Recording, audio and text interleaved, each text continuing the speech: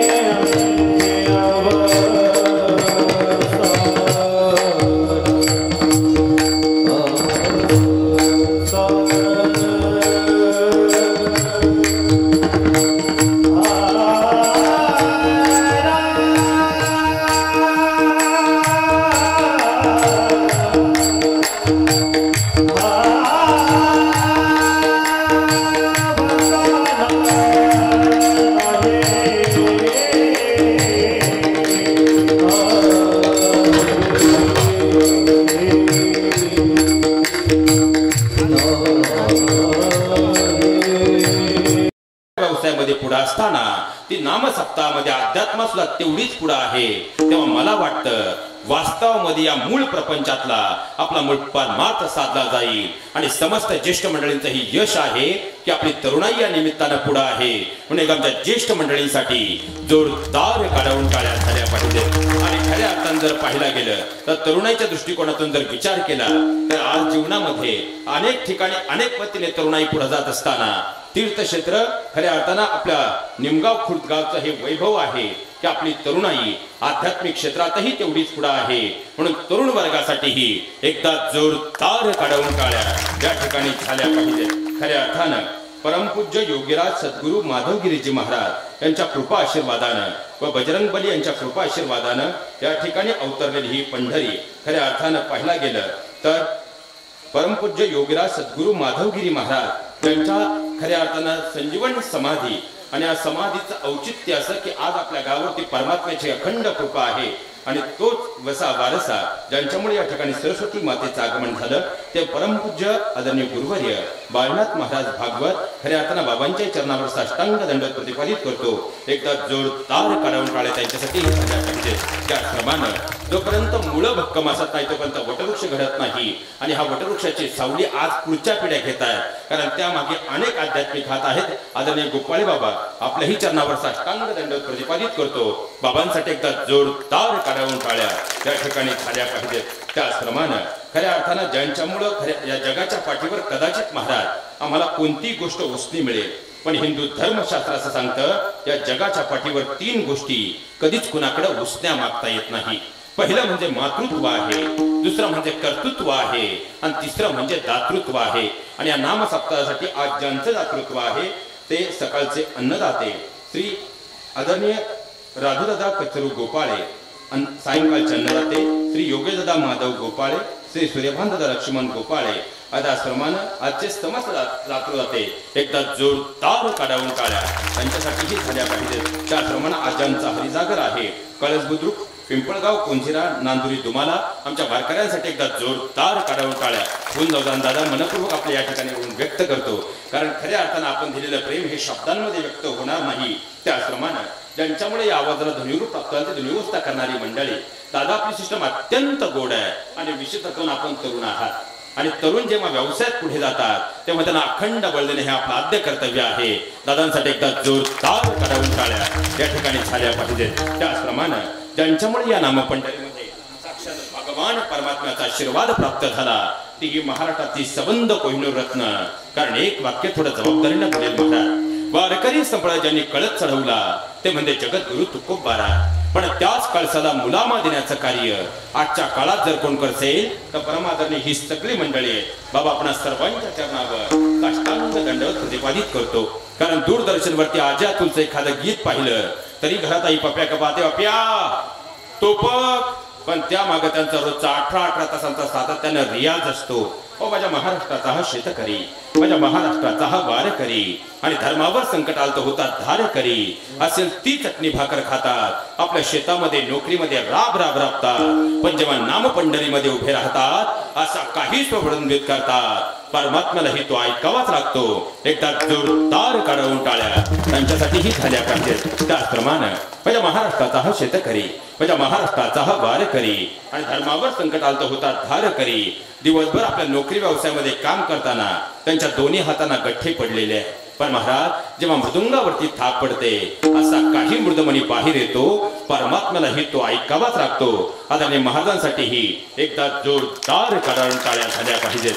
त्याचप्रमाणे वारकरी दंड संहिते आधारे या व्यासपीठाचा पहिला मान ज्यांचा आहे ते परमादरणीय आमचे विनेकरी बाबा आपल्याही चरणावर साष्टांग दंडवत प्रतिपादित करतो. त्याचप्रमाणे या व्यासपीठाचा धर्मशास्त्र आधारित दुसरा मान ज्यांचा आहे ते परमादरणी आमचे चोपदार बाबा.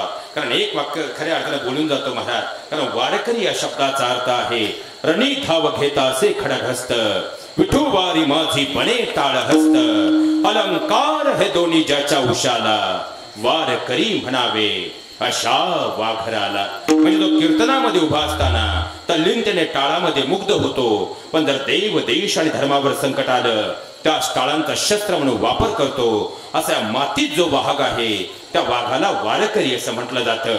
आणि या भक्तीच्या व्यासपीठाला शक्तीचा संगम देणाऱ्या आदरणीय आमचे समस्त चोपदार बाबा एकदा जोरदार काढावून टाळ्या त्यांच्यासाठीही झाल्या पाहिजेत. त्याचप्रमाणे माझ्या जनाई मुक्ताईंचा वासनार आमच्या आई आपल्याही चरणावर नम्रतापूर्वक साष्टांग दंडवत प्रतिपादित करतो. आईंसाठी एकदा जोरदार काढावून टाळ्या होऊन जाऊ द्या.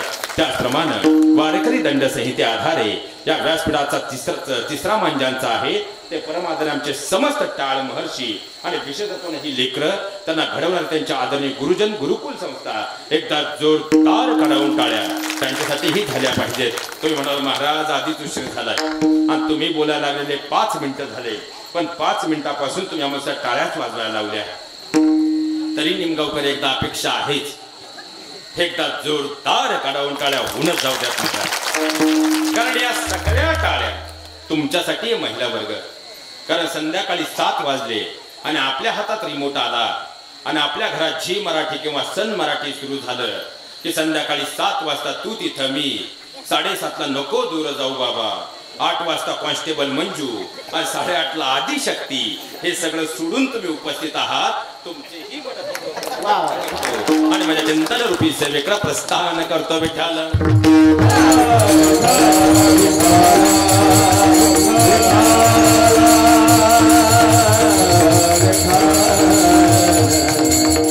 लक्षात घ्या महाराज, आज आपल्या सप्ताहाचा द्वितीय दिवस आहे. या दृष्टिकोनातून जर पाहिलं तर आपण आपल्या सप्ताहाच्या पूर्वार्धामध्ये आहोत. म्हणून आज अभंगाच्या गुह्य चिंतनामध्ये प्रवेश करत असताना सुरुवातीला एक प्रश्न आहे आणि या प्रश्नाची उकल केल्याशिवाय अभंगाच्या गुह्य चिंतनात प्रवेश करणं योग्य ठरणार आहे. आणि प्रश्न असा आहे की इसवी सन 1200च्या कालखंडापासून आपल्याकडे कथा कीर्तन नामयज्ञ सोहळे सुरू आहेत. गेल्या अनंत वर्षांपासून ही नामपंढरी या तीर्थक्षेत्रामध्ये अवतीर्ण होते आहे. मग तरीही ज्येष्ठ मंडळींच्या आशीर्वादानं आदरणीय दादा आपण सर्वांनी म्हणजे आजच्या तरुणाईनं एकत्र येऊन एवढं सुंदर नामसप्ताहाचं आयोजन नियोजन का केलेलं आहे, किंवा खरंच ग्रामस्थांसाठी आपल्या नामसप्ताहांची गरज का आहे. लक्षात घ्या महाराज, या सृष्टीमध्ये 84 लक्ष योनी आहेत, पण वास्तव जीवन हे फक्त मनुष्याला मिळालेलं आहे. पण जगावं कसं हे मात्र समजलेलं. तुम्ही काही टेन्शन मध्ये का? तुम्ही बोलले तर सूत्र जमेल. आमटी थंड होणार, पाऊस येणार, काळजी करायचं कारण 3000 खात्यावर आले त्यामुळे टेन्शन घ्यायचं नाही. PM चे सुद्धा 3000 येणार आहेत त्यामुळे टेन्शन घ्यायचं नाही. मोकळेपणानं बोला. 84 लक्ष योनीमधून हा देह आम्हाला मिळाला, पण कळाला जाऊ कमी कळाला नाही. कारण 84 लक्ष योनीमध्ये कोणती योनी पहा महाराज, प्रत्येक योनी आडवी आहे पण चालायला मात्र सरळ आहे. आणि महाराज एवढा एकच सरळ आहे पण चालायला आडवा. सप्ताहात आलं तर सप्ताह बंद पाडतोय. माणसानं कसं जगावं आणि जगणं संपलं की कसं मरावं हे शिकवण्याचं जे कार्य करतं ते म्हणजे नामसंकीर्तन असतं. या पुढे जाऊन सांगू का, एखाद्याने एखादा गुन्हा केला तर त्याला शिक्षा म्हणजे शासन करणारी जी व्यवस्था आहे, जी यंत्रणा आहे, ती यंत्रणा म्हणजे शासन यंत्रणा. पण त्याच्या मनामध्ये तो गुन्हा करण्याचा विचारच कधी येऊ नये म्हणून त्याच्या संस्कार बिंबवणारी जी व्यवस्था आहे ती व्यवस्था म्हणजे संस्कार व्यवस्था. आणखी सोपा आपल्या भाषेत सांगू का, गुड्डी गाट्यासोबत पळून गेली तर त्याला शोधून आणणारी जी व्यवस्था आहे ती व्यवस्था म्हणजे शासन व्यवस्था. पण आमच्या मुलींच्या आणि मुलांच्या मनामध्ये असे विचारच कधी येऊ नये म्हणून त्यांच्या संस्कार बिंबवणारी जी व्यवस्था आहे ती व्यवस्था म्हणजे संस्कार व्यवस्था. देह हे काळाचे, धन देते मनुष्याचे काय आहे. लक्षात घ्या महाराज, येताना तुम्ही मी काही आणलं, आमटी थंड होणार. येताना तुम्ही मी काही आणलं नाही, जाताना काही नेणार. तुमच्या चेहऱ्या वेगळाच भाव मारा, तुम्ही पाकिट नेणार. लोक फक्त आमच्यावर घसरायला येतो लक्षात घ्या. आणि खऱ्या अर्थानं आज आपलं काय आहे हा स्वतः तुमचा माझा भ्रम आहे. पण हेच वाक्य अध्यात्म क्षेत्र आधारे जर पाहिलं तर येताना घेऊन आलोय तुमचं माझं प्रारब्ध आहे. आज करतोय ते आपलं क्रियामान कर्म आहे आणि घेऊन जाणार आहोत ते तुमचं माझं संचित आहे. मग संचिताचं गाठोडं जर आज व्यवस्थित बांधायचं असेल तर आजपासून आपली कर्म आपल्याला आदर्शवत करावी लागतील. आणि कर्म जर आदर्शवत करायचे असतील त्यासाठी संस्कार अत्यंत महत्वाचे आहेत. आणि आज मितीला संस्कार व्यवस्थेचं या संबंध जगाच्या पाठीवरील सगळ्यात मोठं आदर्श विद्यापीठ जर कोणतं असेल ते म्हणजे नामसंकीर्तन आहे. आणि म्हणूनच आजच्या समाजाला एवढ्या सुंदर नामपंढरीची गरज आहे.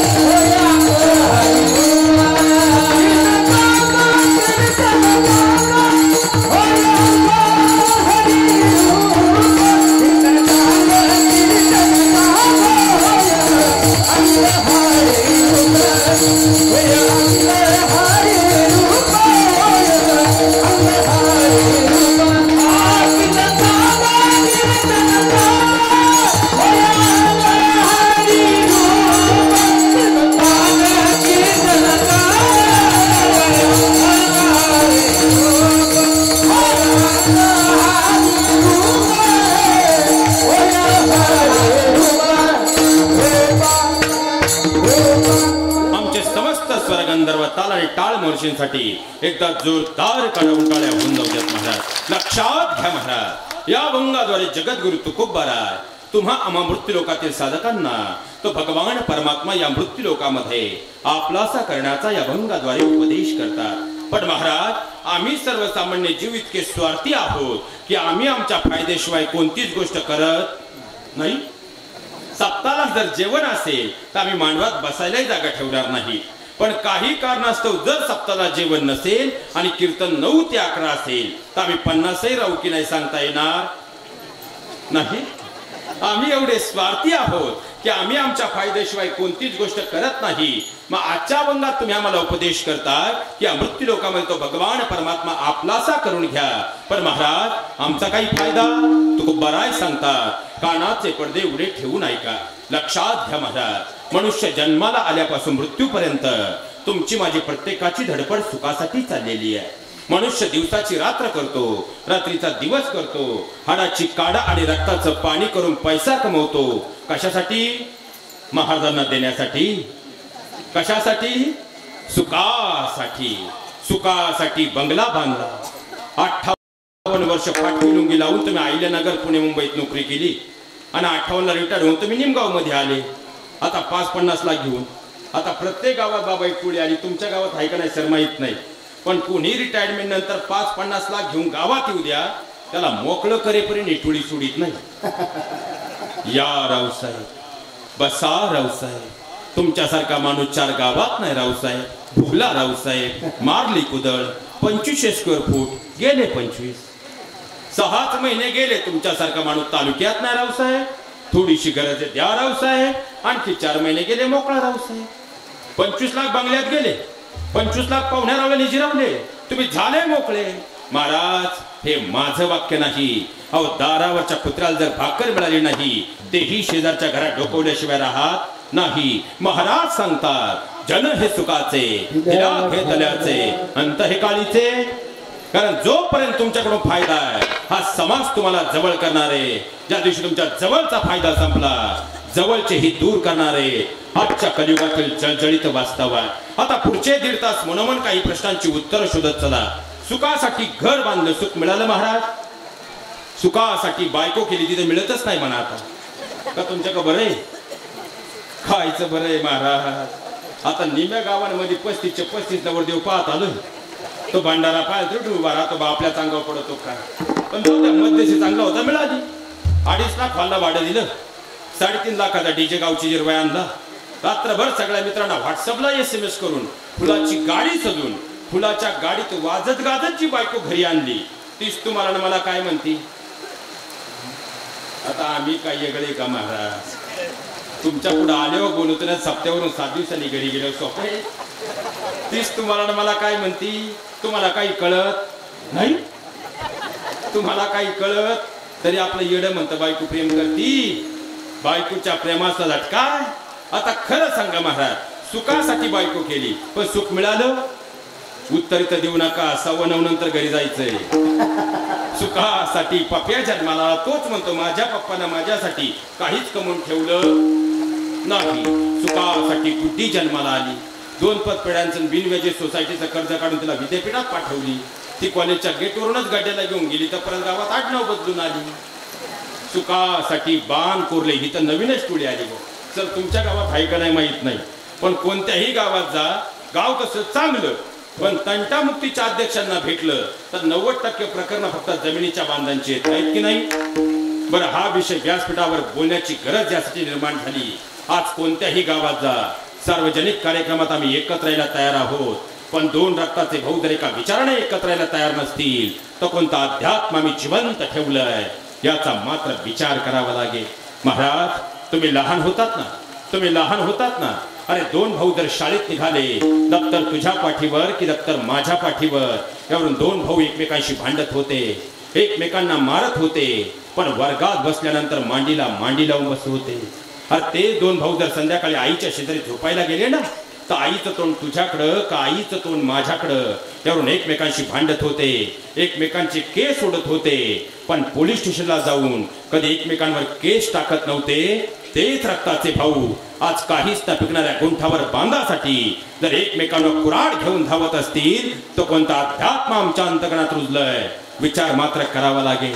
महाराज आता खऱ्या अर्थाने इथं बसलेल्या प्रत्येकाने रामायण ऐकलंय, इथं बसलेल्या प्रत्येकाने रामायण वाचलंय, इथं बसलेल्या प्रत्येकाने रामायण पाहिलंय, पण या महाराष्ट्राची दुर्दम्य शोकांतिका अशी आहे, तुम्ही आम्हाला 5-5, 6-6 लाख रुपये देऊन आमच्या रामकथा आयोजित करता, पण घरी गेल्यानंतर जर लक्ष्मणावर केस टाकण्याचा विचार करत असाल तेवढ्या गोड रामकथा मी शिकलो काय? हा सगळ्यात मोठा प्रश्न आहे. का तर रामायण तुम्ही बारकाईने अभ्यासाव, रामायणाचा पूर्वार्ध जर आम्ही पाहिला तर आम्हाला राम लक्ष्मण राम भारतांमधलं प्रेम दिसतं, आणि त्याच रामायणाचा उत्तरार्ध जर आम्ही पाहिला तर वाली आणि सुग्रीवात निर्माण झालेला विसंवाद असेल किंवा लंकाधिपती रावण आणि विभीषणात निर्माण झाले लालसा असेल. लंका सोन्याची होती, महिला मंडळ कशाची? सोन्याची. इथं 1 तोळा घ्यायचं म्हणलं तरी सोन्याच्या पप्पाबरोबर वर्षभर मांडावं लागतंय. ते लंका सोन्याची होती, पण रक्ताचा भाऊ भावाच्या विरोधात उभा ठाकला. सोन्याची लंका मातीमोल झाली आणि प्रभू रामचंद्रांच्या जीवनात 14 वर्षांचा वनवास होता, पण लक्ष्मण आणि भरत भैयासारखा भाऊ सोबतीला होता, म्हणून तर 14 वर्षाच्या वनवासानंतरही प्रभू रामचंद्र पुन्हा एकदा अयोध्येचा राजा होता. हे सगळ्यात मोठं वास्तव आहे. बरं, या नाम सप्ताहाच्या निमित्तानं आज तुम्हा सगळ्यांना मी एक प्रश्न विचारून जातो. आम्ही कितीही बाण कोरले तरी मला तुम्हीच उत्तर द्या, तलाठी भाऊसाहेबांच्या कपाटाची 7 द्वारे कधी बदलणार आहेत का? आणि त्यावरच्या खराबेच्या क्षेत्रात चढउतार होणार आहे का? याचा मात्र नक्की विचार करा. अरे आमच्या हजारो पिढ्या आल्या, त्या बांधांवर बसल्या, एका ताटात जेवल्या, त्या बांधावरून भांडल्या आणि शेवटी त्या बांधातच मिसळून गेल्या. तुम्ही मी काय अमरपट्टा घेऊन आलो? एक दिवस जर त्याच मातीत जायचं असेल तर कोणता अहंकार आमच्या अंतकरणात निर्माण झालाय याचा मात्र विचार करावा लागेल. आता महाराज फार दूर जाण्याची गरज नाही, आजूबाजूला नीट निरखून पहा. जिथं जिथं भाऊ भाऊ एकत्र आहे, आज ती घरं समाजाच्या पाठीवर एका वेगळ्या उंचीवर आहे, आणि जिथं जिथं भावभावांमध्ये वितुष्ट आहे तरी नरकात जायची गरज नाही, त्या वादात ती घरच नरक होत चालली. ही सगळ्यात मोठी वास्तवता. आणि हात जोडून आता इथं बसलेल्या सगळ्या ज्येष्ठ मंडळींना आज तुमचा मुलगा म्हणून एक विनंती करून जातो. महाराज व्यासपीठावरून सांगतो, माझे कीर्तन जर तुम्हाला पटलं नाही तर मरेपर्यंत परत मला तुमच्या गावात कधी बोलू नका, पण या सप्ताहाच्या निमित्तानं आज तुमचा मुलगा म्हणून तुमच्या पायावर डोकं टेकून सगळ्या ज्येष्ठ मंडळींना एक विनंती करून जातो. मागच्या खऱ्या अर्थानं पिढ्यांपासून या फुटभर जमिनीच्या बांधांचे वाद तुमच्यापर्यंत पोहोचले. आणि आता आपली निम्म जीवन खऱ्या अर्थानं याच वादात निघून गेलंय. पण इथून पुढच्या काळातही आपण याच वादांमध्ये आपल्या तरुण पोरांनाही पुढे घेण्याचा प्रयत्न करतोय. आणि ही गरम डोक्याची मुलं जेव्हा या वादात पडतात आणि त्यांच्याकडून एखादा गुन्हा घडतो, पोलीस स्टेशनची केस जर अंगावर आली, शिक्षणापासूनही आमची लेकरं दूर जात आहेत आणि नोकरीपासूनही दूर जात आहेत. कारण युवा हा शब्द उलटा वाचला तो होतो वायू. वायू सारखं तुपानं काळजात घेऊन फिरणारा तो म्हणजे युवा. त्या वादळाला जर योग्य मार्ग दिला, ते वादळ क्रांती केल्याशिवाय राहत नाही. पण मार्ग चुकला, तेच वादळ सुनामी आणल्याशिवाय राहत नाही. बरं, इथं सगळे शेतकरी आहेत. आज जर आपण शेतीचा विचार केला, कधी कधी ऊसाचे खऱ्या अर्थानं फ्लावरचे 2-2, 3-3 लाख खिशात असतात, तर कधी पाहुण्याला चहा पाजायला 5 रुपये खिशात नसतात. पण हा शेतीमध्ये कमवलेला पैसा आज जर कोर्टापर्यंत आणि तहसील कचेरीत आमचा सपणार असेल, बरं इथं बसलेल्या प्रत्येकाने एक विचार करा, त्या बांधातून आजपर्यंत खऱ्या अर्थानं तहसीलला जेवढे पैसे गेले, कोर्टात जेवढे पैसे गेले, त्यातला 1% पैसा तरी त्या बांधातून आजपर्यंत निर्माण झालाय का, याचा मात्र विचार करा. अरे तोच पैसा, जो पैसा आज तुमचा कोर्ट कचेरी आणि तहसील पर्यंत जातोय ना, माझे एक वाक्य लिहून ठेवा, साक्षात खऱ्या अर्थानं बाबांचा आशीर्वाद तुमच्या पाठीवर आहे. या वादात न पडता तोच पैसा उद्याच्या काळात तुमच्या मुलांच्या शिक्षणासाठी आणि मुलांच्या व्यवसायासाठी वापरला गेला, तर माझे एक वाक्य लिहून ठेवा, येणाऱ्या 10 वर्षाच्या काळात तुमच्या मुलांनी त्या ज्ञानाच्या आणि कर्तृत्वाच्या बळावर त्या बांधाच्या पलीकडे 1 एकर जमीन विकत घेतली असेल. हे सगळ्यात मोठं वास्तव आहे, सगळ्यात मोठं. आणि सगळ्यात तरुणाईलाही आजच्या दिवशी एक विनंती करून जातो, इथं ही जी वयस्कर पिढी ना महाराज, ही फक्त घरात 2 वेळचं सन्मानानं मरेपर्यंत जेवायला मिळावं म्हणून तुम्हाला कधीच काही बोलून दाखवत नाही. पण हीच आमची वयस्कर पिढी, तुम्ही रात्रीचे सगळे झोपल्यानंतर रात्रीच्या 12 वाजता आपल्या हुंक्यांचा आवाज कुणाला येऊ नये म्हणून डोक्याखालची उशी तोंडात घालतायत आणि आज अंगावर चादर घेऊन हमसून रडतायत. का? तुमच्या माझ्या माय बापाचं जीवन कचऱ्यात ठेवून पहा. आणि तुमचा माझा हा बाप वयाच्या 19 वर्षापर्यंत आपल्या कुटुंबासाठी जगत राहिला, आपल्या बहिणींच्या लग्नाची कर्ज फेडत राहिला. 20व्या वर्षी त्याचं लग्न झालं, 1 वर्ष त्यानं सुखाचा प्रपंच केला आणि तुमचा माझा जन्म झाला. ज्या दिवशी तुमचा माझा जन्म झाला ना, त्या दिवसापासून या बाईनं बाई पण सोडून आपल्या लेकराच्या सुखासाठी आयुष्यभरासाठी आई पण स्वीकारलं. आणि तुमचा माझा बाप तुमच्या माझ्यासाठी जळत राहिला. आणि याच निमगावच्या चौकामध्ये गाव त्याला भिकारी म्हटलं, पण तो गावाला सांगत राहिला, लाख मी आज पैशानं गरीब असेल, पण माझी लेकरं माझे कोहिनूर हिरे, एक दिवस ते माझा काळ बदलल्याशिवाय राहणार नाही. आता प्रत्येकाने इथे एक व्यावहारिक विचार करा. या दोघांचं आयुष्य होतं, दोघांनी एकमेकांसाठी उभं आयुष्य जगायला होतं, पण आपल्या लेकरांच्या सुखासाठी, आपल्या लेकरांच्या कल्याणासाठी ते एकमेकांसाठी कधी जगलेच नाही. पण आता उतारवय आलं, गुडघ्यांची कुरकुर सुरू झाली, हातात काठी आली, नजर अंधुक झाली आणि कधीच एकमेकांसाठी न जगलेल्या दोघांना आता मात्र आधारासाठी एकमेकांची गरज वाटू लागली. मात्र त्याच वेळेस काहीच न पिकणाऱ्या गुंठावर बांधासाठी 2 रक्ताच्या भावांमध्ये वितुष्ट आलं. जशी आम्ही 7 बाऱ्याची फाळणी केली, जशी आम्ही जमिनीच्या बांधांची फाळणी केली, तशी ग्रामीण भागात सुद्धा आज आम्हाला जन्म देणाऱ्या माय बापांची आम्ही फाळणी करायला लागलो.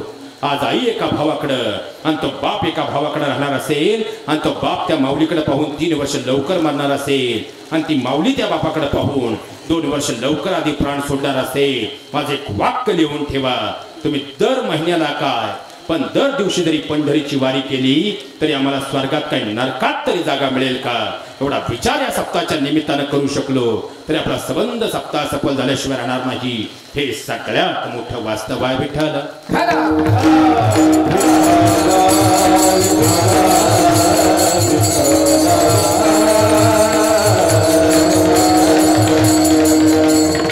आणि माझ्या बहिणीनं तुम्हालाही एक गोष्ट विचारून जातो, कारण आता येताना तुमचा डांबरी रस्ता पूर्ण झालाय बराचसा, म्हणून प्रश्न विचारतो.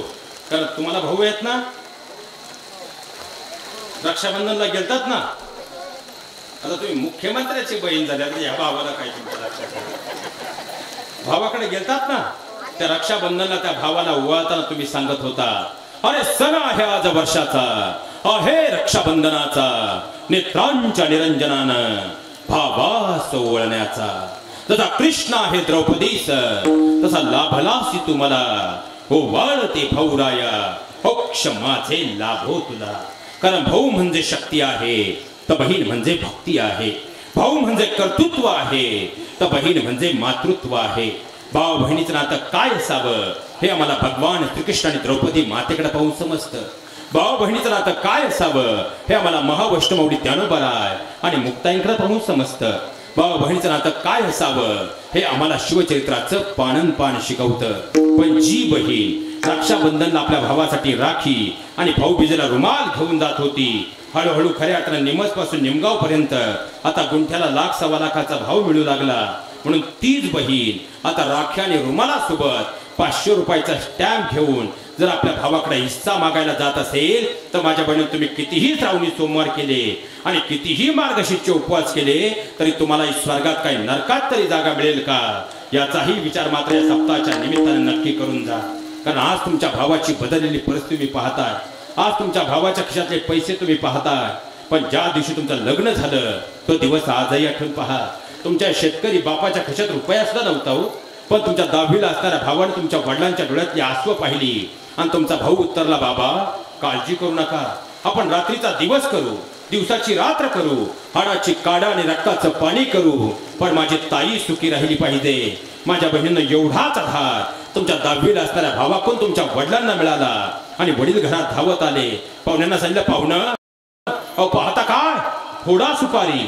माझ्या बहिणींना आजही आठवून पहा, तुमच्या लग्नाचे 2च हप्ते तुमच्या भावानं भरले तर तुमच्या बाळपणाचा लाख रुपये खर्च तुमच्या भावाच्या अंगावर पडला.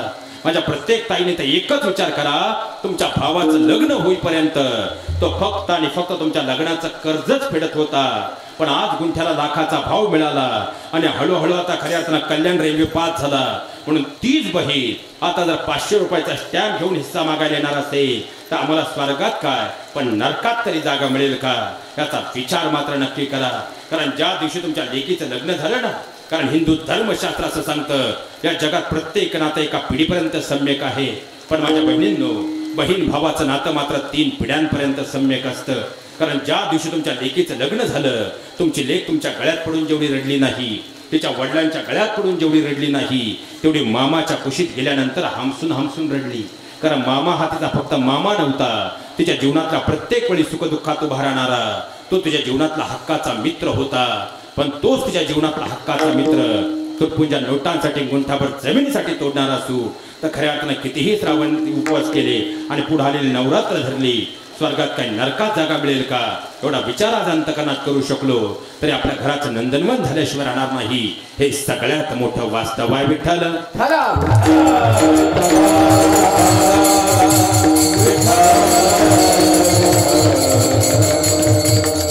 लक्षात घ्या महाराज, मूळ मुद्द्यावर येतो. आता सुखासाठी घर बांधलं, घर तुम्ही तुमच्यासाठी बांधलं का मुलांसाठी बांधलं का महाराजांच्या नाव करायचंय, कुणासाठी, मुलांसाठी. कारण ज्या दिवशी तुम्ही घर बांधायचं बाबा स्वप्न पाहिलं त्या दिवशी वीट होती 3.5 रुपये ठोकळा आणि स्टील होतं 34 रुपये. पण ज्या दिवशी तुम्ही घर बांधून पूर्ण केलंय त्या दिवशी वीट होती 13.5 रुपये ठोकळा आणि स्टील होतं 68 रुपये किलो. म्हणजे तुमच्या जीवनातली जवळपास जो देह क्षणभंगूर आहे, ज्याचा क्षणाचाही भरवसा नाही, असा क्षणभंगूर देह 30 वर्ष तुम्ही फक्त पप्यासाठी एक घर बांधायला घालवला, बरोबर. मग जर 30 वर्ष तुम्ही पप्याला दिली तर तुम्ही गेल्या तुमचा लाडका बाबा म्हणेल का, आपल्या वडिलांनी सगळं आयुष्य घरासाठी दिलं, मग त्यांना शेवटच्या अंघोळ आपण आपल्या बेडरूम मध्ये घालू, नंतर आपली लाडकी बायको लादी पुसून घे. तुम्ही घर लाखाचं काय पण कोटीचं जरी बांधलं, एकदा तुटक्या खाटेवर गरम पाण्याचा हा देह बाहेर निघाला की त्या घराशी आपला कायमचा संबंध. मग सुखासाठी घर बांधलं पण विचार करा सुख मिळालं. आता सुखासाठी बायको केली, बायको आपली कुठपर्यंत आहे, 6 पत्र्याखाली अग्नी डाग देईपर्यंत बायको आपली. बरं एखादी ताई म्हटली महाराज व्यासपीठावर असं का बोलले, मी गेल्यानंतर चर्चा नको, पुरावा म्हणून सरपंच साहेब एकच करा, पुढच्या 10 वर्षासाठी आपल्या गावात परत सती प्रथा चालू करून पहा. दूध का दूध पाणी का.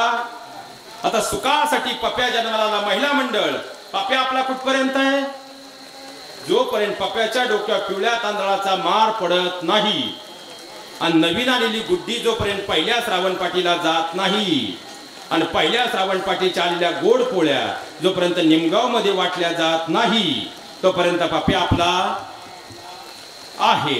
पण ज्या दिवशी श्रावण पाठीच्या गोड पोळ्या वरच्या आळीला वाटल्या महिला मंडळ, तिथून पुढे पप्या आपला राहत.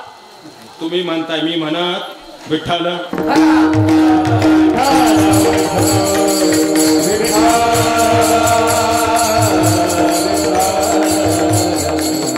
लक्षात घ्या महाराज, आता सुखासाठी बांध कोरले, ज्या बांधात अख्खा आयुष्य वादात आमचं चाललंय. आणि विशेषत्वानं समस्त माळकरी हात जोडून एक प्रश्न आहे, 84 लक्ष योनीमधून हा देह आम्हाला मिळाला. मग 84 लक्ष योनीमधून जर हा देह आम्हाला मिळाला, ज्याचा क्षणाचाही भरवसा नाही, असा देह कशासाठी मिळाला? तर परमात्म्याची सेवा करायला, मोक्ष प्राप्तीसाठी. आणि तो कशात चाललाय? बांधाच्या वादात.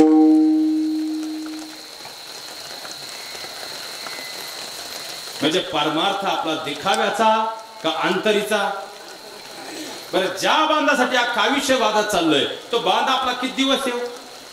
एकदा आपली दशक्रिया झाली आणि आपल्या तेरवीचं गोड जेवण सगळं निमगाव जेवलं की 14व्या दिवशी आपला लाडका बाप्या आपल्या मृत्यू दाखला घेऊन ग्रामपंचायत मध्ये गेल्याशिवाय राहत नाही. आणि तो ग्रामपंचायत मध्ये गेला आणि तलाठी भाऊसाहेबांनी तुमच्या मृत्यू दाखला पाहिला की तलाठी भाऊसाहेब 7 बाऱ्यावर तुमच्या नावाला कंस केल्याशिवाय राहत.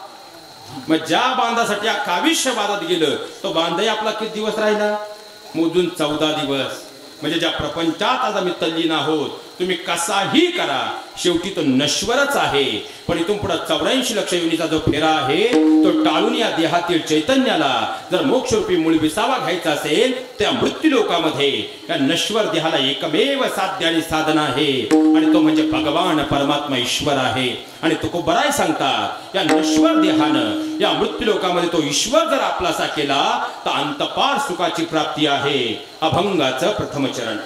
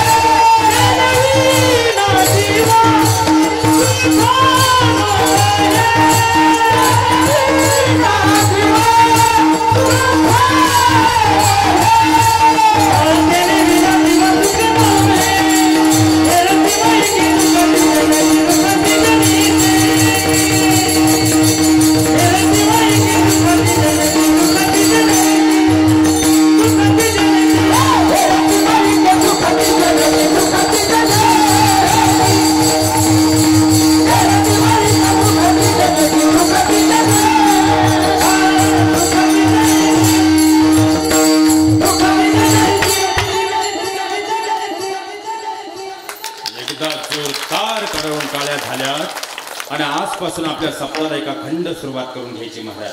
ही सगळी मंडळी म्हणजे आपल्या संप्रदायाचं खऱ्या अर्थानं वैभव आहे. आणि ही सगळी मंडळी म्हणजे खऱ्या अर्थानं एक दिवसीय कार्यक्रम असू द्या किंवा सप्ताह असू द्या, एक फोन केला की धावत.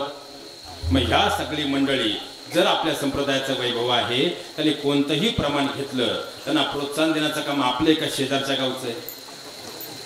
म्हणून आजच नाही, आजपासून आपल्या सप्ताहाला अखंड सुरुवात झाली पाहिजे. कोणतंही प्रमाण झालं, या सगळ्या मंडळींसाठी जोरदार कडावून टाळ्या झाल्या पाहिजे. आणि आता खऱ्या अर्थानं पहिला प्रश्न असा आहे की महाराज, खऱ्या अर्थाने नश्वर देहाला एकमेव साधन आहे आणि तो म्हणजे भगवान परमात्मा ईश्वर आहे. आणि तो जर या मृत्यूलोकात आपलासा केला, अंतपार सुखाची प्राप्ती आहे. पण खरं सांगा महाराज, तुम्ही मी एवढे सोपे आहोत का? जे सुख परमात्म्याच्या नामात आहे, जे सुख परमात्म्याच्या चरणात आहे, ते सुख तुम्ही मी आज कुठे शोधतोय? संसारामध्ये शोधतोय. प्रपंचामध्ये शोधतोय आणि प्रपंच आपला कसा आहे? दुःखाचा विचार नाही कोणी, नाही कोणी, दुःखाचा विचार नाही कोणी, नाही कोणी, दुःखाचा विचार नाही कोणी, दुःखाचा विचार नाही हे दुःख बांधणारी आहे हा संसार, दुःख बांधणारी आहे हा संसार, दुःखाचा विचार नाही कोठे, हे सुखाचा विचार नाही कोठे, दुःख बांधणारी आहे हा संसार, दुःख बांधणारी आहे हा संसार, सुखाचा विचार नाही कोठे, सुखाचा विचार नाही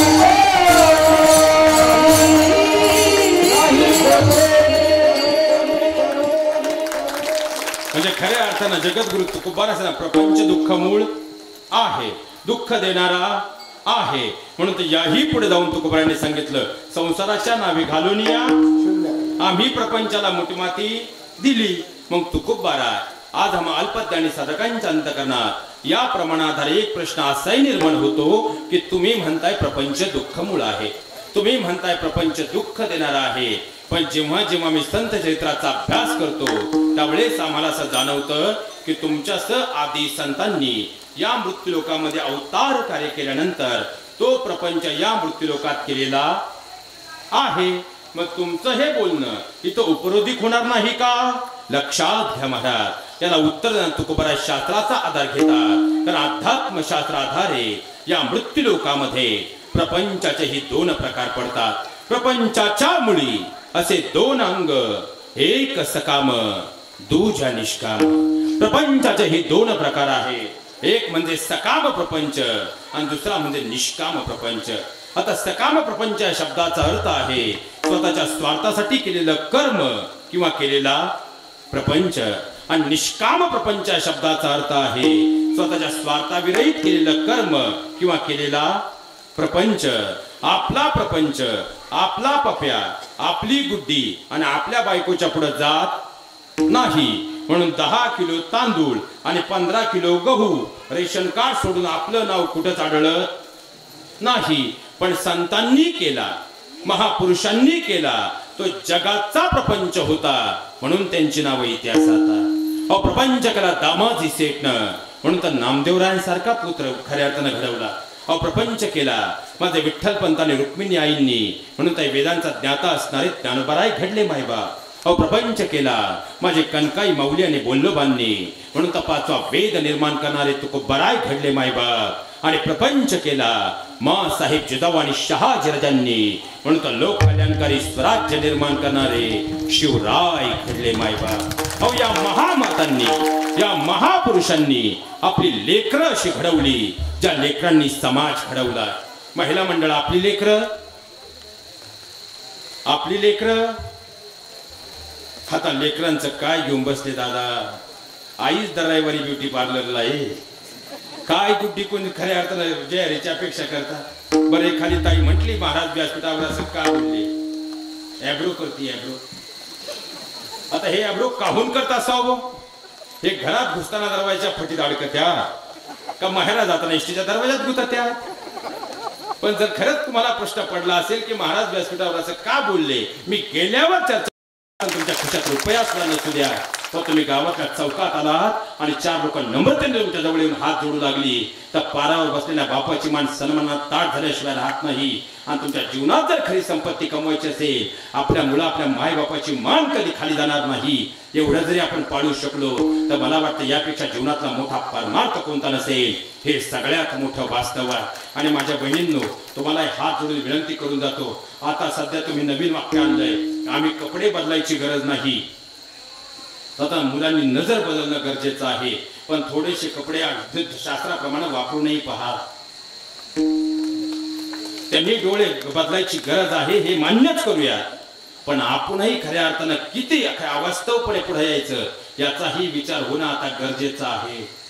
खऱ्या अर्थानं जर पाहिला गेलं तर आपल्याकडे स्त्री म्हणजे आपल्या घरातली लक्ष्मी, आणि त्या लक्ष्मीला खऱ्या अर्थानं आता मुलींच्या मनात अनेक प्रश्न असतात की आमच्यावर सगळी बंधनं का. पण एका वाक्यात सांगतो, तुम्ही लोखंड आणायला गेला तर आता दुकानाच्या बाहेर पडलेलं दिसेल, पण तुम्ही जर हिरा आणायला गेला तर कमीत कमी 4 लॉकर आहेत, 2 लॉकरला कोड आहेत, त्याच्या आतमध्ये डबी आहे आणि त्याच्या आतमध्ये तो हिरा आहे. आणि तुम्ही तुमच्या मायबापाची हिरा आहात हे जीवनात कधी विसरू नका. आणि तुम्हाला हिऱ्यासारखं जपलं, कारण हिऱ्याला तडा गेला तर खऱ्या अर्थानं त्या हिऱ्याची किंमत 0 होते. लोखंड तुटलं परत वेल्डिंग करता येतं. माझ्या बहिणींनो, तुमच्या घराचा तुम्ही स्वाभिमान आहात, तुमच्या घराचा तुम्ही अभिमान आहात, कारण तुम्ही 2 संसारांना जोडणारा सगळ्यात मोठा घरातल्या लक्ष्मी रूपाचा दुवा आहात. आणि म्हणून हात जोडून तुम्हाला विनंती करतो, मायबापाची मान खाली जाऊ देऊ नका. एखाद्या मुलाच्या क्षणभर प्रेमासाठी आपल्या मायबापाची माती करू नका. परमार्थ म्हणजे फार काही मोठं नाही. परमार्थ म्हणजे आपल्या घराचं मंदिर करणं. आणि काल्याच्या दिवशी या ठिकाणी येणारा परमात्मा तुमच्या घर नावाच्या खऱ्या अर्थानं गोकुळामध्ये येऊन तुमच्या देहरूपी मंदिरात विराजमान व्हावं, म्हणजे आपल्या सप्ताहाची आपल्या घराची सुद्धा परिपूर्णता आहे. हे जीवनात कधी विसरू नका. पण आज जर पाहायला गेलं तर आज आमच्या मुलींनी मात्र खऱ्या अर्थानं स्वतःच्या सुद्धा मर्यादा ओलांडल्या.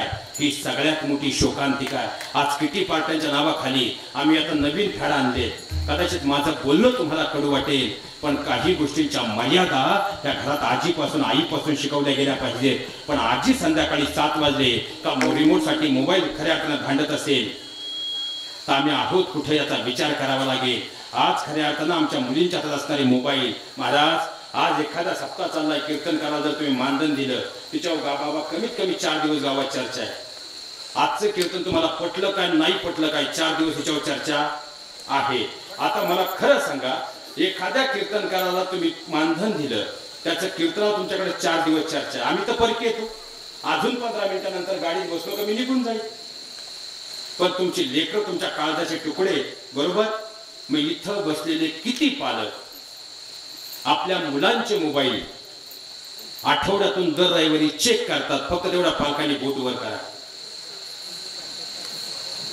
सायकोलॉजी आता खऱ्या अर्थाने हे वाक्य या व्यासपीठावर बोलू नये, पण आपल्याकडे जुन्या काळात लावणी होऊन गेली 16 वरील धोक्याचं. ही लावणी नव्हती, ही सायकोलॉजी होती. कारण खऱ्या अर्थानं मुलांमध्ये हार्मोन्स बदलाचं वय 16 वर्ष होतं. कालांतरानं ग्लोबलायझेशन वाढलं, 14 पर्यंत आलं. आणि सध्या कोरोनाच्या काळातली जर तुम्ही आकडेवारी पाहिली तर सध्याच्या काळात ग्लोबलायझेशन प्रचंड वाढल्यामुळं मुलांमध्ये हार्मोन्स बदलाचं वय आता 11 वर्षावर आलंय. किती? आणि 11 वर्षाच्या मुलांच्या हातामध्ये ऑनलाईन शिक्षणाच्या नावाखाली मोबाईल आहेत. पण मुलं मोबाईलवरती करतात काय याचं भान मात्र आपल्याला नाही. तरी पोरांचे मोबाईल हातात घ्या, त्यातले 2 दरोडे टाकायला शिका. आठवड्यातून 1 दिवस मुली पळून जातात म्हणून रडू नका. आठवड्यातून 1 दिवस फक्त गेटवर जाऊन फिरून या. मुलाला कळलं ना, आपले वडील गेटवरून फिरून जातात किंवा गावातील कुण्या गेटवरती येऊन फिरून जातात. कधी कधी गेटच्या बाहेर मुलगी निघाली, 10 पावलं पुढे गेली की मागून सहज फोन करून विचारा, बाळा कुठेस. जर तुम्हाला लोकेशन क्लिअर मिळालं, मुलगी सरळ चालली, लोकेशन चुकलं, मुलीवर लक्ष ठेवण्याची गरज आहे. एवढा सिंपल फॉर्म्युला जरी कळाला, 50% खऱ्या अर्थानं पळून जाण्याच्या केसेस कमी होतील. हे सगळ्यात मोठं वास्तव आहे. हात जोडून तुम्हाला एक विनंती खऱ्या अर्थानं करून जातो, इथून पुढच्या काळात ज्यांना वाटतं आपली मुलं सरळ चालली पाहिजे, त्यांनी एकच करा, युट्यूब खऱ्या अर्थानं गुगल माहिती ना, गुगल. ज्यांना वाटतं व आपलं 7-12 महाराजांचं नाव करू आपण, महाराज बरे बोलले, त्यांनी काय लक्ष देऊ. पण ज्यांना आपल्या मुलांचं नाव 7-12 करायचं आहे त्यांनी इकडे लक्ष द्या. आता गुड्डीचा आणि पप्याचा मोबाईल ताब्यात घ्यायचा. पप्याला म्हणतो बाबा मोबाईल दे, भर पावसात त्याला घाम फुटल. आपला पप्पा असं कधी करीत नाही. असं झालं काय, आणि त्यात गुगल नावाचा ऑप्शन आहे. त्या गुगलला टच केलं का कोपऱ्यात एक लाल बाण आहे, त्याला टच केलं का 7व्या नंबरला हिस्ट्री नाव येतं. काय, आणि त्या हिस्ट्रीला तुम्ही टच केलं, पप्यानं गुड्डीनं कोणकोणत्या मोबाईलवरती लिंक वेबसाईटच्या ओपन केल्या सरळ लाईनीत येतात. त्या दोन्ही डोळ्याने चेक करायचं, म्हणजे आपल्याला कळून चुकेल पप्यानं गुड्डी 7-12 नाव करायच्या पात्रतेचे आहेत का. आणि फक्त मुलांना दोष देण्यात उपयोग नाही. सध्या माझं बोलणं कडू वाटेल, पण मोबाईल नावाच्या बकासुरामुळं सध्या कुटुंब ग्रामीण भागात सुद्धा उद्ध्वस्त झाले.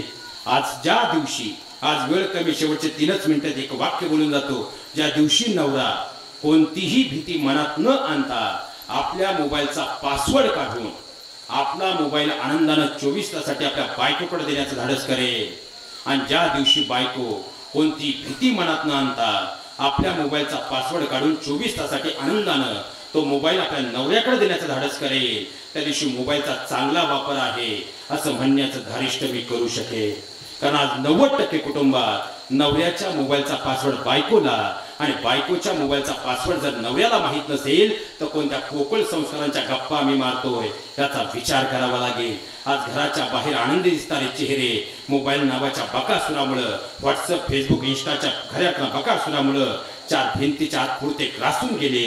ही आमची दुर्दैवी वास्तवता. महाराज, माझं बोलणं तुम्हाला कडू वाटेल, पण उद्या जर वेळ निघून गेली पुन्हा आमच्या हाती काही येणार नाही.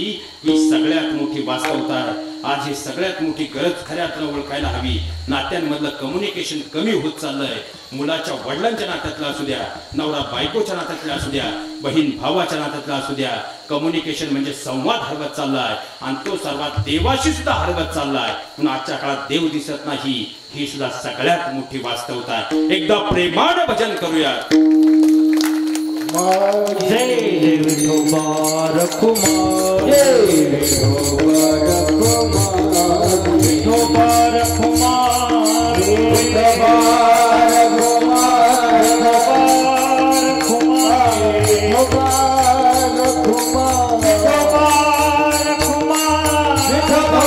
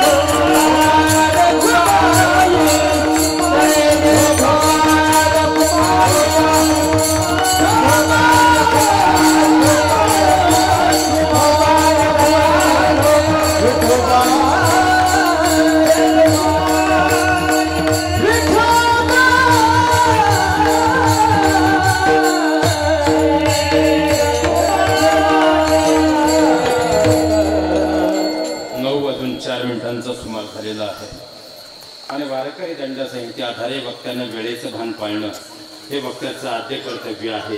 तसं आता थोडा आपण लेट झालो होतो, पण शेवटी वेळ पाळली, कारण पावसाळ्याचे दिवस आहेत. फक्त जाताना मला तुमचे शेवटचे 5 मिनिटं घ्यायचे. मला वाटते आपलं का रोज सॅक घेते संगमनेरला कॉलेजला जाते. एक दिवस त्याच्यापर्यंत गेटच्या पर्यंत जा, त्याच्या मागे ते गेटवर जाऊन तिला म्हणताय, किती दिवस झाले मी वाट पाहतोय, तू प्रपोज करत नाही.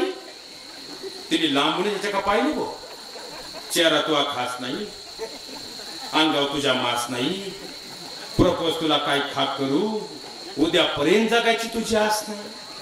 पण आपलंही नेमगावचं ते कमी, ते म्हणलं नाही मी तुझ्याशिवाय जगू शकत नाही. मग तिचं ठरलेलं परमनंट वाक्य, मी माझ्या आई वडिलांच्या शब्दाबाहेर नाही. आपलंही नेमगावचं ते कमी, ते म्हणतं कोई बात नाही, देव जाणे कुठून शब्द आणतो. इस जन्म में ना से अगले जन्म में तेरा बन जाऊंगा, मगर शादी तो तुझसे ही करूंगा. आता कॉफी शॉपला एक कोल्ड कॉफी, आता हे तुमच्या डोक्यावरून जाईल, त्यांना बरोबर कळले. आणि एक खऱ्या अर्थाला कॅडबरी पाहता काय गुल्ली पुहर. बरं खड्डा तुम्हाला 15,000चा, तेवढं सोपं राहतंय वय. देव जाणे तिलाच कुठं सापडत होती, नोकिया आकाश दाखवी त्याला. मी तुमच्या बरोबर चॅटिंग केली असती, पण माझ्याकडे एवढं मोबाईल आपल्या कमी म्हणते मै हो ना, ऍपल घेतो ऍपल. आता याला जर निमजला बाजारात पाठवलं, याच्या 180 रुपये ऍपलला 1 किलो साठी नाही कष्टाचे. पण तो एवढा हुशार आहे, हा घरी येऊन म्हणतो पप्पा मोबाईल हरवला. पप्पा म्हणला मी घेणार नाही. तो म्हणला उद्यापासून मी कॉलेजला जाणार. आपलं आता काय सोपं नाही, आता आपल्या काय स्कीम आहे, हम दो हमारा एक. बाप म्हणला हेच शिकलं नाही तर आपली पुढची पिढी चालणार. दुसऱ्या दिवसाने संगमनेरला जाऊन बजाज फायनान्सचा फॉर्म भरला आणि हप्त्यावर पप्याला मोबाईल. पण पप्या एवढा हुशार आहे, हा जुना मोबाईल तिला देतो आणि नवीन याच्याकडे होतो. आणि संध्याकाळी 10:30 पावणे 11 झाले आणि तुम्ही सगळे बिचारे झोपले, मग उशीतून मोबाईल बाहेर येतो. काय करतेस पिलू? बरी आहेस ना पिलू? जेवलीस पिलू?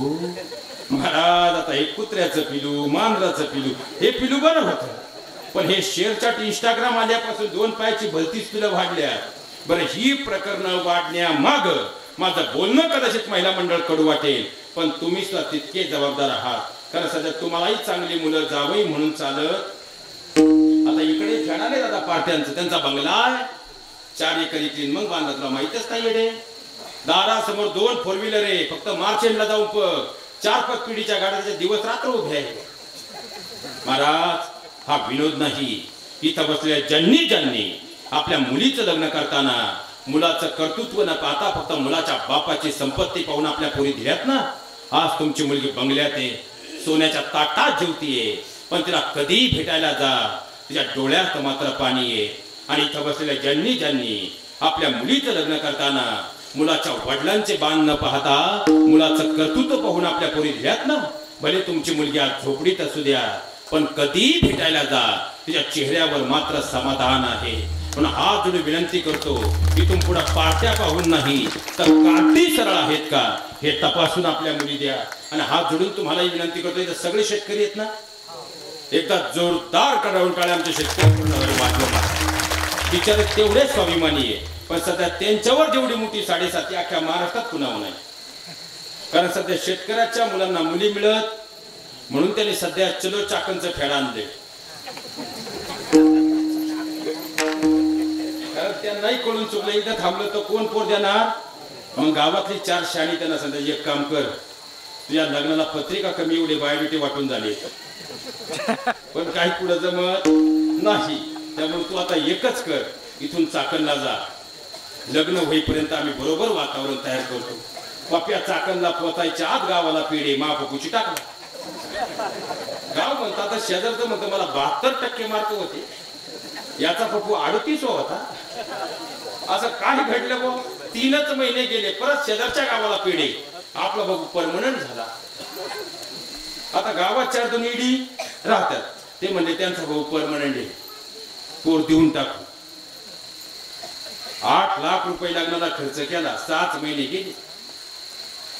संध्याकाळी 6:30 आला बघ गावात छोटा हाती, एक पलंग, एक फ्रीज, गॅसची टाकी, एक व्यायामाची सायकल, पुढे डोकून पाहिलं, छोटा तिचा ड्रायव्हरच्या बाजूला पप्पू, पप्पूच्या बाजूला पप्पूची गुट्टी.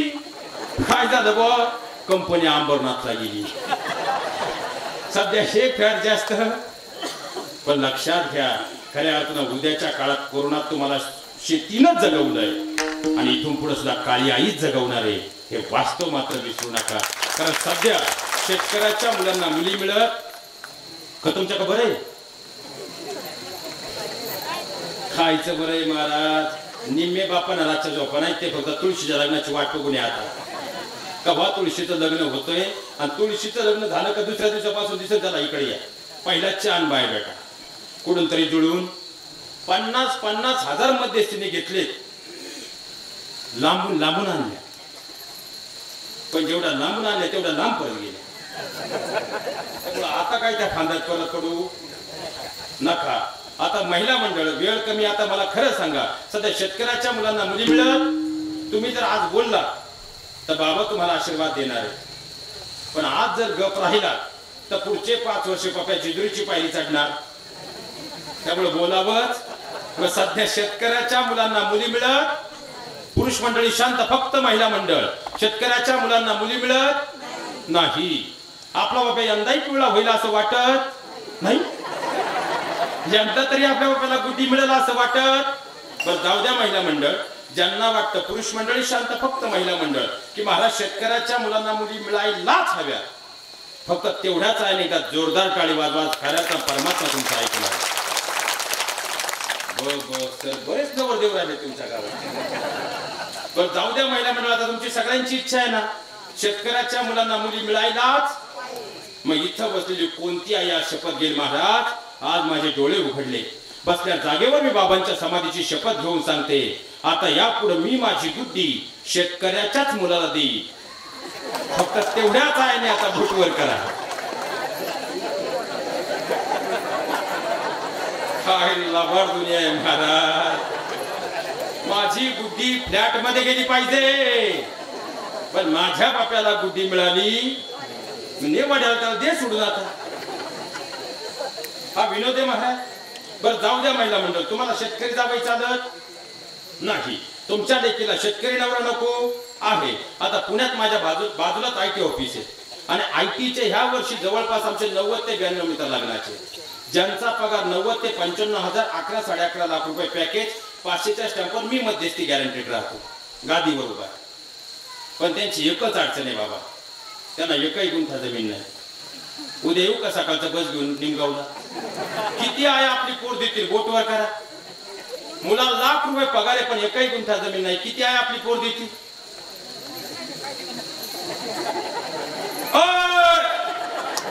तुमचा पॅटर्न इथंच वापरायला नका लावू. किती आहे आपली पोर देतील? तुम्हाला जमीन काय लागते? कारण तुम्हालाही माहितीये उद्या जर त्याची नोकरी गेली तर कमीत कमी ही काळी आई त्याला उपाशी मारणार नाही. मग माझ्या बहिणींनो एकच विचार करा, जर ही काळी आई त्याला उपाशी मारणार नाही तर काळ्या आईची सेवा करणार माझं शेतकऱ्याचं पोरग तुमच्या लेकीला उपाशी ठेवेल का? म्हणून हात जोडून विनंती करतो, आता विचार बदला. आणि सध्या कन्सर्टला येणाऱ्या केसेस मध्ये आमच्याकडे सगळ्यात मोठी एक गोष्ट गेल्या 4 वर्षापासून आम्ही पाहतो. माझं बोलणं कदाचित तुम्हाला यानंतर आता वाईट वाटेल, पण सध्या होणाऱ्या घटस्फोटाच्या 90% प्रकरणांमध्ये मुलीच्या आईचा मुलीच्या संसारात वाढलेला हस्तक्षेप हे घटस्फोटाचं सगळ्यात मोठं कारण आहे. आणि ज्यांनी टाळ्या वाजवल्या ते सुद्धा संध्याकाळी 8 वाजता लेकीला फोन करतात. बरं मला सांगा महिला मंडळ, आता तुम्ही तुमच्या लेकीला रोज सांगताय शेतकरी नवरा करायचा, आता गप राहाल तुम्ही. शेतकरी नवरा करायचा नाही, शेतीत काम करायचं नाही, शेताकडे पाहायचं सुद्धा. मग आता उद्या तुमच्या लेकीला 15 नाही 20 लाख असतं पॅकेज असणारा मुलगा मिळाला, पण कोरोना सारखी परिस्थिती आली आणि त्याला गावी यावं लागलं, तर इथं बसलेल्या किती आया सरळ मुलीचा हात धरून तिला माहेरी नांदायला आणतील. फक्त तेवढ्या आयांनी बोटवर करा. आणि ज्या सांगतील बाळांनो कष्टाशिवाय पर्याय नाही, कष्ट करून तुमचं कुटुंब घडवा, त्या आयांनी आता टाळी वाजवा. पुढे नेत्या ना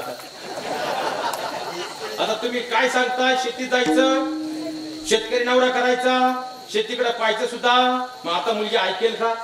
शेवटी त्या कुटुंबात मध्ये वाद निर्माण होतात, त्या वादाचं पर्यावसन घटस्फोटापर्यंत जातं. आणि शेवटी जर ती मुलगी माहेरी आली, आईचं आयुष्य 5 वर्षांनी आणि वडिलांचं आयुष्य 3 वर्षांनी कमी होतं. हे सगळ्यात मोठं वास्तव आहे. आणि मुलींनाही हात जोडून विनंती करतो, सध्या जर तुम्ही मीडिया 15 दिवस पाहिला, त्या 15 दिवसापासून बांगलादेश असू द्या, खऱ्या अर्थानं बदलापूर असू द्या, अथवा खऱ्या अर्थानं आता कोलकात्यात घडलेला प्रसंग असू द्या, सध्या वातावरण चाललंय कुठं, आम्ही जातोय कुठं, याचा प्रामुख्यानं विचार करणं आता गरजेचं झालं. माझ्या बहिणींना हात जोडून तुम्हाला विनंती करतो, खऱ्या अर्थानं 2 शब्द कोड बोलून इथून मी जाऊ शकतो. महाराज, माझ्या 8 वर्षाच्या प्रवासात बाबांच्या समाधीसमोर एक वाक्य सांगून जातो, परत तारीख मिळावी म्हणून कोणत्या गावात गेलो नाही आणि मरेपर्यंत परत तारीख मिळावी म्हणून कोणत्या गावात जाणार नाही. पण आज जर वास्तववादी बोललं नाही, कारण माझं बोलणं तुम्हाला कडू वाटेल, पण आज जी लोक तुमच्या सोबत आहेत ना, उद्या जर तुमच्या कुटुंबावर वेळ आली, हसायला सुद्धा 30 लोक असणार आहेत. हे वास्तव मात्र विसरू नका. आणि माझ्या बहिणींना तुम्हालाही हात जोडून विनंती करतो, खऱ्या अर्थानं तुमच्या जीवनात तुम्ही 2 बुकं कमी शिकलात ना, त्या मायबापाची मान खाली जात नाही.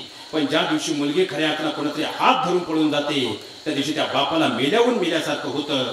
हे सगळ्यात मोठं वास्तव आहे. आणि तुमच्या शेतकरी बापाच्या आयुष्यातली श्रीमंती म्हणजे त्याची मुंबई पुण्यात असणारे 1 BHK 2 BHK फ्लॅट नाही. तुमच्या शेतकरी बापाची संपत्ती म्हणजे 10-10, 20-20 एकर जमीन नाही, 1.5-1.5 एकर मध्ये त्या बापानं तुम्हाला घडवलंय. अरे स्वतः साबणानं खऱ्या अर्थानं दाढी केली, पण त्या बापानं तुम्हाला कधीच काही कमी पडू दिलं नाही. तुमच्या 10वीची फी भरायची होती, अरे खऱ्या अर्थानं त्या बापाच्या खिशात पैसे नव्हते, त्याला 3 वेळा खऱ्या अर्थानं मानहानी करून घेतली, पण 4 मित्रांकडून पैसे जमा केले, तेव्हा तुमची फी भरली. पण कोणीतर एखादा मुलगा आवडला म्हणून शानात त्या प्रेमासाठी जर तुम्ही त्या माय बापाला दूर करून निघून जाणार असाल. आणि सगळ्या तरुण पोरांना तुम्हाला हात जोडून विनंती करतो, प्रेम म्हणजे काय असतं? अरे एखाद्या मुलीला पळून नेल्यानंतर तुम्हाला वाटत असेल की तुम्ही खऱ्या अर्थानं तुमचं प्रेम मिळवलं, पण त्या लेकीचं आयुष्यभराचं माहेर तोडून त्या प्रेमात थांबा नंतर सांगा तुम्ही. खऱ्या अर्थानं त्या प्रेमात तुम्ही काय मिळवलं याचाही विचार मात्र करावा लागेल. अरे खऱ्या अर्थानं तुम्ही तुमचं घर परत मिळवलं, पण त्या लेकीचं आयुष्यभरासाठीचं माहेर दूर केलं. त्या प्रेमात मग तुम्ही काय मिळवलं? अरे तुम्हाला वाटत असेल तिला पळून नेल्यानंतर तुमच्या भावाला तुम्ही मर्दानगी दाखवली, पण तिच्या काही चूक नसणाऱ्या भावाला मात्र आयुष्यभर गावाच्या चौकात मान खाली घालायला लावली. मग त्या प्रेमात आम्ही नक्की काय मिळवलं? माझ्या बहिणींना हात जोडून आणि सगळ्या भावांना तुम्हालाही सांगतो, तुमच्या खिशात 10 कोटी रुपये आहे. तुम्ही निमगावच्या चौकात आलात, पण तुमच्या तोंडाचा जर दारूचा वास आला तर चौकात बसलेल्या बापाला मेल्याहून मेल्यासारखं होतं. पण तुम्ही खऱ्या